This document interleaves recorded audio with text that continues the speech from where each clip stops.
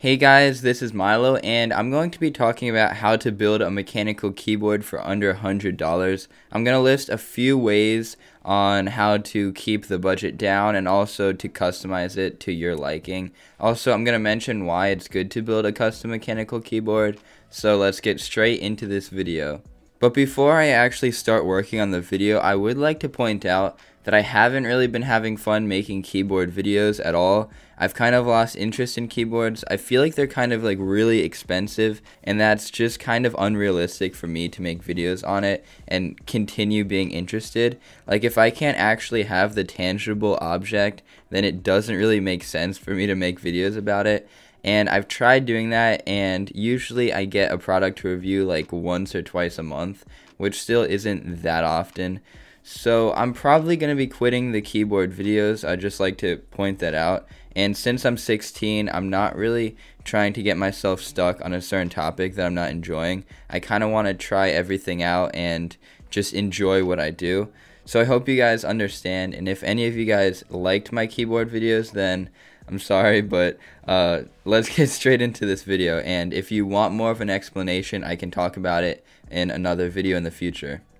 So people want to customize a keyboard because you can change the color and the aesthetics. For example, if you want pink keycaps, you can do that. It can match your setup, or you can have like a retro wave theme. It's pretty much endless opportunities as long as there's a manufacturer that makes it. And another thing is the feeling of it or the sound. So you can get like a gasket mount keyboard, and that will make it feel different from a top mount keyboard. And then also the switches can be clicky, linear, or tactile. So there's just tons of options with customizability. And also gamers like RGB, so if you want bright colors, then you can do that. But also if you don't want bright colors, then you can completely like not have a PCB with LEDs. It's really just endless opportunities and options for yourself. And then also when you're done building or constructing your keyboard, you have this sense of accomplishment because you did it by hand and you put it all together by yourself. You did the research, and it's just a really fun thing to do.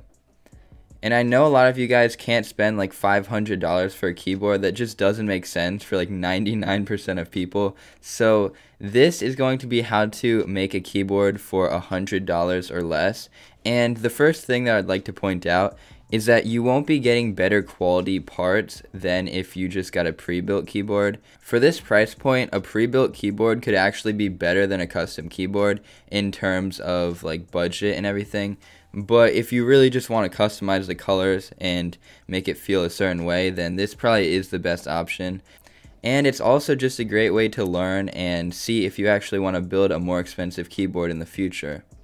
And there's basically three ways of doing this. You can either buy a kit that has the plate and the case and the PCB, and then you can just add the switches and the keycaps to it. You could just get a normal keyboard or take the keyboard you have and then change the keycaps and the switches and the PCB or case. You could just like change the parts that you aren't really liking. And then also you could build a keyboard from scratch. You will have the most compatibility issues if you do that, because it's possible that the plate might not match the case, for example, but that's also just a great way to learn, and it's pretty fun to just build something from scratch, honestly. And then the last option is to just buy every part individually. That is the most difficult option because you got to do the most research and really learn about what case and plate and PCB and all the other parts that you're using. But also, if you do that, you'll have a keyboard that's completely unique to what you're doing, and it's also just really fun to do that, honestly. And if you want a keyboard for under $100, I recommend buying from AliExpress or eBay. You can get used parts on eBay, so you'll get really good deals.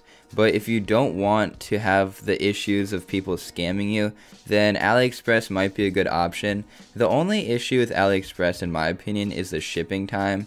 I actually had one package that never came, and I'm pretty sure their customer service isn't great for that. So it is kind of like a risk buying from AliExpress, and if you want to eliminate that risk, you could buy from Amazon or Banggood, but eliminating that risk will also mean you have to pay more money for the parts. So it's kind of like a trade-off. You can decide which one you value more, your money or your buyer protection.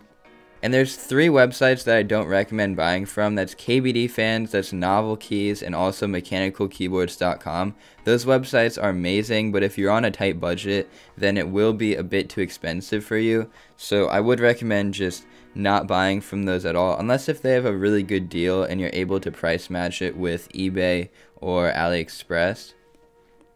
Right now I'm on Banggood, and in my opinion this is the best middle ground for buying keyboard parts, just because it's cheap and also they have a good return policy and good customer service.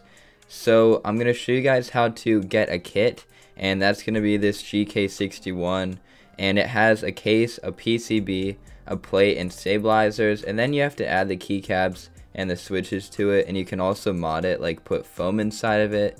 You can change the LED profiles, you can mod the stabilizers or replace them, and I recommend getting something under $25 for your switches, and these are Gateron Yellows. In my opinion, these are the best linear switches if you're on a budget. And to get under $100, you need to buy some pretty cheap keycaps. These are not going to be great. They're PBT, which is nice, and they fit the 60% keyboard, and also I do like the color scheme. They just probably aren't going to last too long, or they might get shiny like ABS might. And there also is possible that there could be some quality control errors on these. But overall, these keycaps are amazing for $20. And looking at the reviews, it does seem like nobody gave it a 1-star review. And then the second option is to buy a keyboard and then get keycaps for it, or switches. For this, the switches are perfectly fine. It's the GK61. And it comes with a bunch of different options. I recommend silver switches for gamers. And then I can get $36 keycaps for this to meet the $100 price point. And these keycaps are pretty nice. I have a set that's just like it.